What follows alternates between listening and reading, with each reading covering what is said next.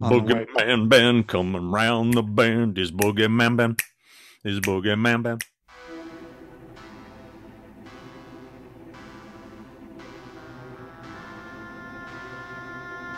Greetings, my fellow Fright Beans, and thanks so much for dropping by the Horror Zone channel. I hope everyone's doing well. This is episode 17 of Reworking the Lot. This is the first Reworking the Lot video that I've done since November 3rd of last year, and the reason for that is there has been no information. Outside of the movie's runtime and the fact that it was going to be rated R, there has been no other information about Gary Dauberman's remake of Salem's Lot. And it's been very frustrating, and I know that I'm in good company of feeling that way. And I know there's been a lot of people that have been very vocal in comment sections here on my videos, talking about the fact that we don't have any information. In fact, every video I pretty much publish, I have at least one or two people that post something about Salem's Lot, asking me if I know anything, if I've heard anything. I haven't. And I appreciate everybody reaching out, and you know, it makes me feel, you know, I really am flattered that people think I have so much information about, you know, what's going on is with this film, but I don't have anything outside of what I can research. And I want to be honest with you guys, I research this film every day, probably 2 to 3 times a day. I look to see if there's anything new. Just doing news searches, looking on Arrow in the Head, Bloody Disgusting. I look everywhere to see if there's any information about this film. And CinemaCon is going on right now, and Warner Brothers has released its slate of films for this year, and nothing again about Salem's Lot. Now, last year at CinemaCon, I did do a video in this series talking about that there was a trailer that was shown for the film. That was when the film was still scheduled to come out on September 9th. And they did show footage from the film. They showed scenes like in the cemetery with Mike Ryerson. They showed Father Callahan confronting what I assume was Barlow.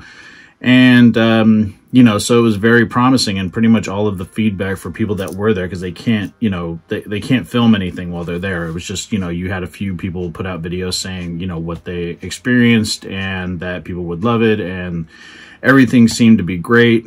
And here we are a year later, nothing. Still nothing from Warner Brothers. Nothing about the film. Gary Dauberman isn't talking about it.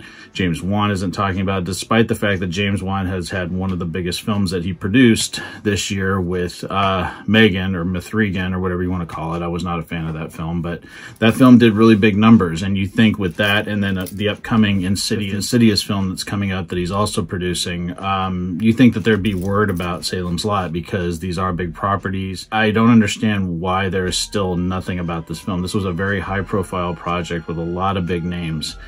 And, you know, Lewis Pullman, who was just in Top Gun Maverick, which was an Oscar-nominated film for Best Picture. I don't get it. And I'm very frustrated by it. And back on March 30th, a good guy here on the YouTube space, McCord Movies, the information was sent to him by Jeremy Horn, another person that actually posts a lot of comments here on my channel about Salem's Lot, talking about the test screening. They gave some details. It was interesting to hear about it. I did listen to it because at this point, you know, I'm curious to know anything about this film. And following the lack of information that came out of this year's CinemaCon, Fangoria actually put out an article. This was written by Scott Wampler. This just came out today. It's called The Case of the Missing Salem's Lot Movie. It says Warner Brothers showed off its 2023 slate at CinemaCon today, and yeah, pretty much sums up how we've all been feeling. So I'm going to read this because I thought this was relevant, and somebody did post this on Salem's Lot Then and Now, and that's how I found out about this article. So it says, last year's CinemaCon, Warner Brothers showed out the very first trailer for Gary Dauberman's Salem's Lot, an all-new adaptation of the classic Stephen King novel that was originally announced all the way back in April of 2020, which is incorrect. It was actually announced in April of 2019. Journalists in attendance flooded Twitter with their instant reactions to the footage, calling it great, terrifying, eerie, creepy, and full of Bill Camp. Of course, Bill Camp is playing Matt Burke in the film. It says Dauberman's film was originally scheduled to hit theaters in September of 2022, only to be rescheduled to April of 2023. It was supposed to open on the 21st of this month. That's when Evil Dead Rise opened. Just this past weekend, in fact, you may have noticed that Warner Brothers opened a horror movie in theaters last weekend that's doing quite well at the box office, but you will also notice that film is not Gary Dauberman's Salem's Lot. Today, Warner Brothers once again trotted out their robust slate of films of CinemaCon. If you're unfamiliar with CinemaCon, it is the big annual dog and pony show that the studios put on for theater owners. Lots of celebrities, yet to be released trailers, and sometimes even full-blown screenings of upcoming movies factor into it. So David Zaslav, the CEO of Warner Brothers Discovery, appeared on stage early on, hammering home the point that Warner Brothers has seen the error of their ways and it would no longer be premiering films day and date on HBO Max, and celebrating the act of seeing new movies in theaters. The panel went on for 4 hours, showing everything from a brief glimpse of George Miller's Furiosa to Meg 2, which sounds bananas, to Greta Gerwig's Barbie, to Andy Machete's The Flash, and everything in between. Curiously absent from the conversation, Gary Dauberman's Salem's Lot, which despite having been given a rating by the MPAA in November of last year, still does not have a release date. We're talking about a modern adaptation of one of Stephen King's most iconic novels with a respectable cast in addition to aforementioned Bill Kemp. Salem's Lot also features Alfre Woodard, William Sadler, we think, we don't know that for sure, and Lewis Pullman, and I'm saying that, and Lewis Pullman among others, and the director who's found plenty of success within the horror genre. Dauberman wrote all 3 Annabelle movies, and both It and It Chapter 2, the latter of which he executive produced, floating around in the ether at a time when horror is doing more than its fair share in terms of getting folks out of the house and into theaters. So what the hell is going on here? For starters, it's possible that Salem's Lot is no longer getting a theatrical release. Were it still theatrical and simply being bumped to, say, September or October, it's almost certainly would have been mentioned during WB's presentation, unless, of course, the powers that be didn't want to risk embarrassment by selling the CinemaCon crowd on the same film 2 years in a row. Wait, didn't we see that trailer last year? That's possible, but sending the film directly to Max in time for spooky season seems the most likely outcome here. It's also possible, however, unlikely, that they've either Batgirled the film or have taken stock and decided to do some reshoots. Given that the film has already received its MPAA rating, that would seem to be extremely likely, but it's also not entirely out of the question.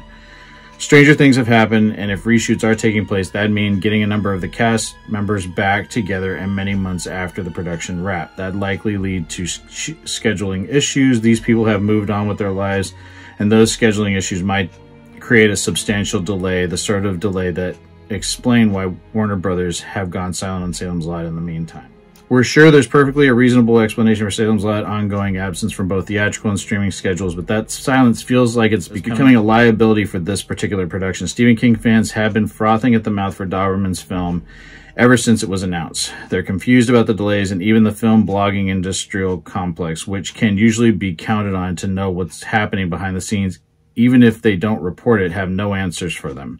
Maybe it's time Warner Brothers hit us with a wee update just so we can stop wondering.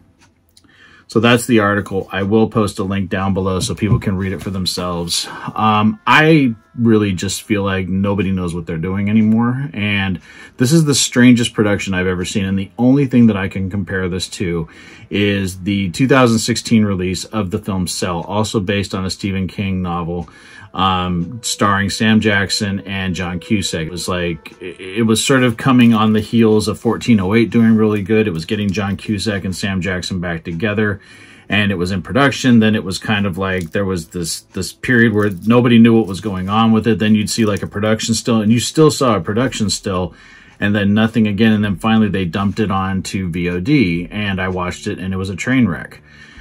And I love that book. Cell is one of my favorite Stephen King books. Say what you want about it. I know a lot of people don't like it, but I love that book, and that movie was horrible. So that's what I've been thinking about. And when I talk to my buddies, we call ourselves the Salem's Lot Minority, that being Denny Evans and Sam Straub, my buddies. I talked about this last year when it was pulled the second time from its slate, and they were doing reshoots and test screenings.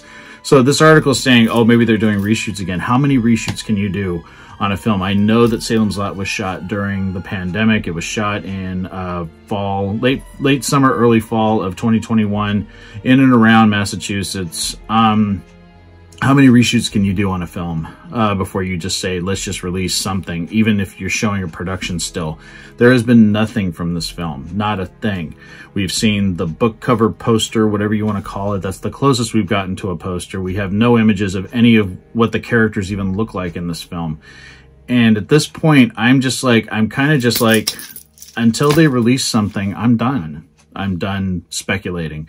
I have no idea what's going on with this production. I don't know what they're doing. I feel like if it was going to be in theaters, we would know by now, or they're just going to throw it out in the middle of, just throw it out in the middle of the Halloween season and not really put a lot of publicity behind it. But it just seems very strange because James Wan has a really good track record. Even with Malignant, which some people didn't like, it still did well. So again, I don't know what's going on. So I'm going to ask everybody to, you can keep asking questions. I'm just going to keep telling you guys the same thing. I don't know. And I really didn't want to do another one of these, Salem's Lot, Reworking the Lot segments until I knew something. But I'm getting so many people sending me messages left and right through Instagram, Facebook, here on other videos that I work really hard on. And everybody keeps asking me about Salem's Lot. I don't know.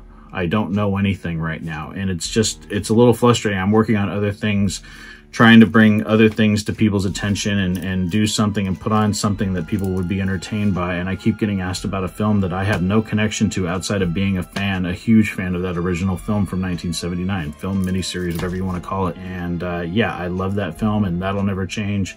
But I'm tired of waiting for this film that may or may not even come out now. Just thought it'd be important that I talk about it because, like I said, this article was posted on Fangoria. I will share the link down below. It's called The Case of the Missing Salem's Lot Movie. It's right there. So I will post that down below and you guys can share your thoughts with me. Again, I'm not mad at anybody. I'm just frustrated. The whole situation's sort of frustrating and I'm really trying to get back into my writing. I do want to write my book about Salem's Lot and me growing up as a horror fan. And I was really getting into it seriously up until about the beginning of March. And then I just work and we had horrible weather here in the Bay Area and it just lots of stress, personal stuff. But I'm really thinking about really diving back into that head on. And yeah, I got a lot of interesting ideas. And I will announce it here, but I won't announce much more. I am going back to Ferndale. I'm going back in exactly 2 months. I'll tell people more as we get closer to that date, but I already got my place booked and I'm very excited to go back to my favorite town. I haven't been there since June of last year, and I was lucky enough to go back there twice last year, and it would help me put together my Life in the Lot documentary. If people are interested in that, if they love the original Salem's Lot 1979 miniseries like I do, I put together nearly a 1-hour documentary on all the filming locations in the Humboldt area. Put a link down below to that. I also did a video on the Majestic, which was also shot in Ferndale.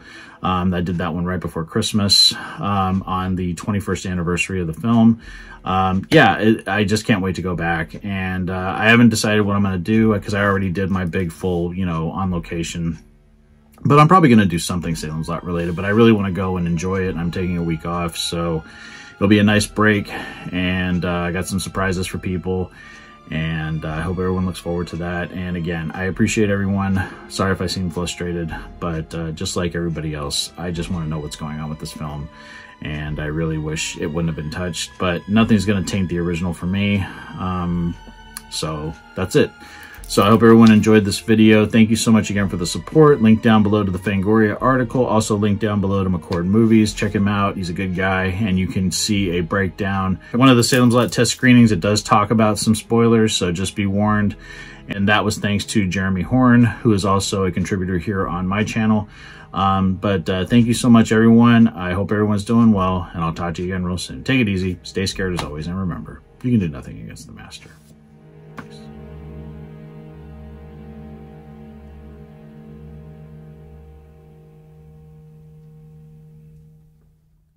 Hey fellow Fright Fiends, just want to say thank you again for supporting Boogeyman Ben's Horror Zone. If you're brand new to the channel and you haven't yet subscribed, please hit the subscribe button down below, hit the bell notification so you're updated every time I drop a new video. I typically do this once or twice a week with new content. I've been doing this for over 11 years and the horror genre is a passion of mine, and it really means a lot to me that I can share that passion with all of you guys. Thanks so much again for the support, and I'll talk to you again later. Take it easy, stay scared as always.